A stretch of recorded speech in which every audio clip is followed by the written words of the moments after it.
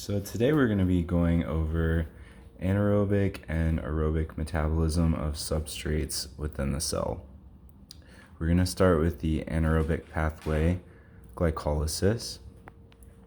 We begin with a 6-carbon glucose, and our body invests 2 adenosine triphosphate molecules.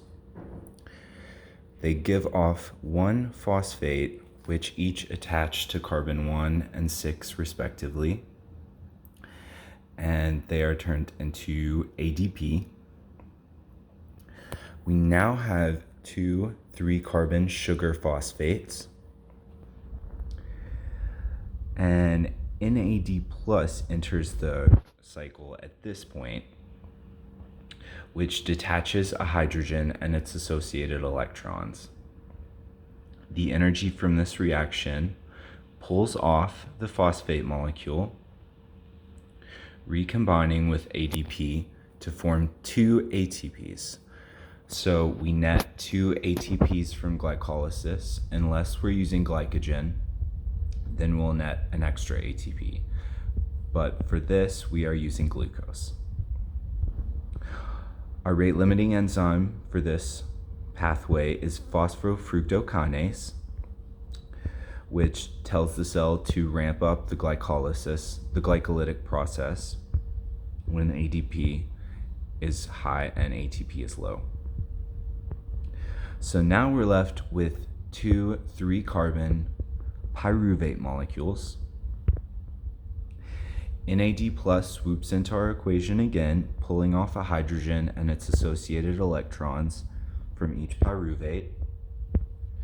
1 carbon is also given off as CO2 per pyruvate molecule, converting the pyruvate into 2 2-carbon acetyl-CoA molecules.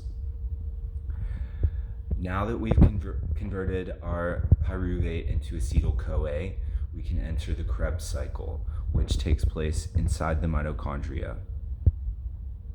Acetyl-CoA is the only substrate that can enter the mitochondria. So once we have our 2-carbon acetyl-CoA inside the mitochondria, it combines with a 4-carbon oxaloacetate molecule, and that combination creates a 6-carbon citrate molecule,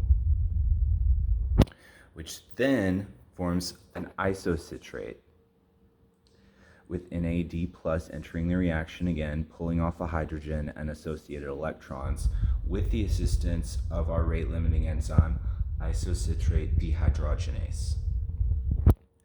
We have another NAD+ here, pulling off hydrogen and associated electrons, FADH2 doing the same, and another NADH. About halfway through this cycle, we have guanine triphosphate, which lends a phosphate to ADP, creating 2 ATPs. As I said, we have 2 turns of the cycle.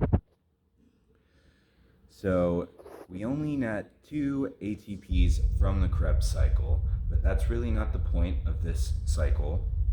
We're really just filling up our NAD+ and FADs with hydrogen so they can be shuttled into the mitochondrial membrane for the electron transport chain and to fuel ATP production there. So now we move on to the ETC. As I said, this takes place inside the mitochondrial membrane. Our FADH2 and our NADH float up to the membrane, lend their hydrogens here, and we also have hydrogens outside the membrane from previous reactions. These hydrogens flow along the chain with the help of our rate-limiting enzyme cytochrome oxidase and flow through the enzyme ATP synthase. This kind of acts like a rotor, and the energy produced from that movement with hydrogen allows ADPs and phosphate molecules floating inside the mitochondria to rephosphorylate into ATP once again. So this is the ATP powerhouse of the cell. We gain 28 ATPs from the electron transport chain.